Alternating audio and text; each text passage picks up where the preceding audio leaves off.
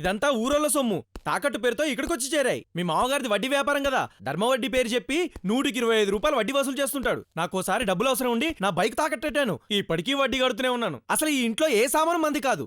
మునుల ఓలే ఈ ఇంటిలో బూజు పట్టి పడి ఉన్నవి. ఇది మా 7 తరాల కుర్చీ, వడ్డీ కడుతూనే ఉన్నావు. ఏం మొహం పెట్టుకొని కూర్చున్నావు? మా ఫ్యాన్ గాలి నువ్వు అనుభవిస్తున్నావా? ఇది గాలి కాదు, నిప్పుల కుంపటి. నీకు మా ఊసలు తగులుతుంది. అమ్మో, ఏది ముట్టుకున్నా తిడుతున్నట్టే అనిపిస్తోంది. తాకట్టు ఉసురు తరతరాలు వెంటాడుతుందంట. వేమన శతకంలోనూ ఇదే చెప్పారు, సుమతి శతకంలోనూ ఇదే చెప్పారు.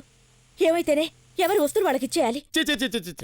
యాదో సినిమా 3 గంటలు వేస్ట్, 300 వేస్ట్. సినిమాలో బ్రహ్మానందం గారి క్యారెక్టర్ అంటే చిచి నాకే నచ్చలేదు. యామిగ్గానే ఉంది కదండి, నాకు బలి నవ్వొచ్చింది. నాకు వాంతి వచ్చింది.